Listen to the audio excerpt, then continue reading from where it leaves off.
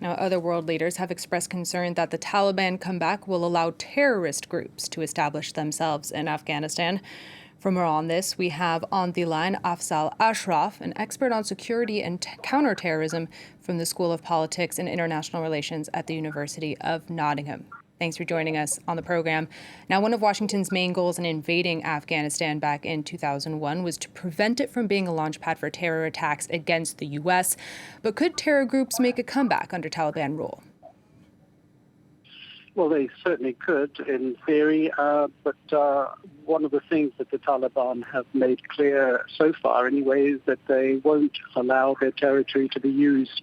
And it is, even going back to 2001, there was an indication that they were open to negotiations. Unfortunately, those negotiations didn't take place in terms of handing over Osama bin Laden. But the problem, I think, isn't whether the Taliban will allow it. It's the fact whether Taliban will have control over their territory. It is very difficult for even developed nations to control terrorist groups on their soil. It'll be very difficult for the Taliban to have control over the whole of Afghanistan. And what we have now is a slightly complex situation where it's not just Al-Qaeda, we have ISIS already in Afghanistan. So the future, if you like, is uncertain. And of course, we don't know how the Taliban government will develop.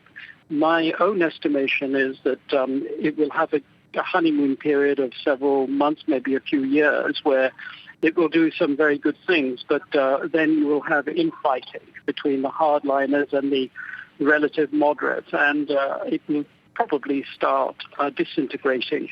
And that's probably when there will be the possibility of launching terror attacks from Afghan soil. But we have to understand that Afghanistan isn't the only place where terrorist groups could plan attacks. Whether they want to, having experienced failure following 9/11 and the European bombings, whether they want to do that or whether they want to rely on domestic terrorist groups operating in European countries, it remains to be seen. And what have the Taliban's relationships with other terror groups been like historically?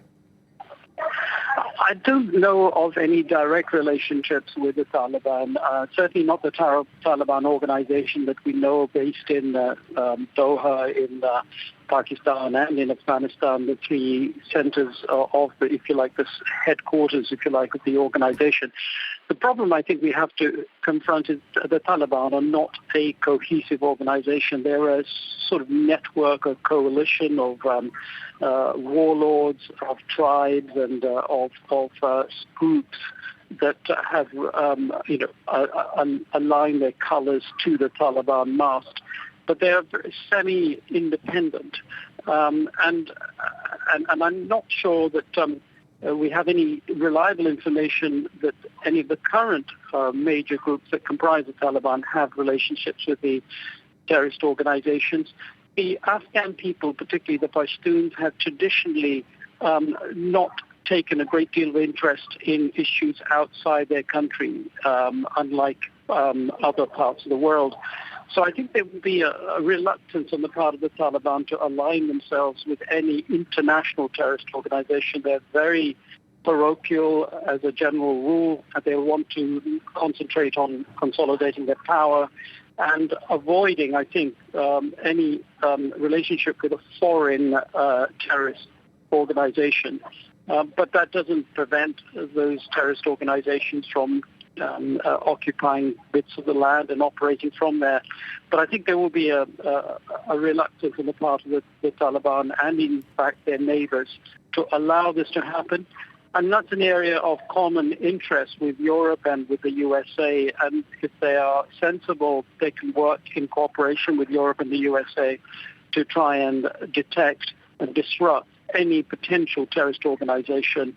And that's another area of common cooperation that might help establish better links between the Taliban and the West. Yes, regarding other terror organizations such as Al-Qaeda, another one of Washington's goals in invading Afghanistan was to prevent or to diminish, rather, Al-Qaeda's capacities in the country. What is the status of Al-Qaeda in Afghanistan currently? Well, they diminished the Al-Qaeda presence within a matter of months. Osama bin Laden, following the Tora Bora bombings in 2001, Osama bin Laden left the country. And there's been virtually no presence. And Taliban, the Al-Qaeda organization relocated to Pakistan. And as far as we know, its current deputy head or head is Ayman al-Zawahiri, is still alive somewhere in Pakistan. So I don't see any significant presence. In fact, there is much more evidence, in fact, very reliable evidence of ISIS presence, but not al-Qaeda presence within Afghanistan. And ISIS are only there simply because the Taliban have not had control, and it may well be that the Taliban will make moves to get rid of ISIS from their territory. And there are issues of ideology that I won't bore you with. Who is the caliph? Who is where is the emirate? And I think there's a tension between the Taliban and ISIS over those sort of semi-theological and political issues. So I can't see at this stage any cooperation or alliance being built up, and I can see the Taliban, once they've consolidated power, making moves to get rid of ISIS because they are not going to be helpful to them at all. They're going to be a distraction, and they're going to provide the West an excuse for further interference within Afghanistan, which is what they don't want. So I think that the days for ISIS may well be numbered, but it does provide them with an opportunity and provides the West with an opportunity to continue some form of influence and cooperation with the Taliban for wider interest on human rights and other things, because ISIS is a common threat, I think, to both the Taliban and the West.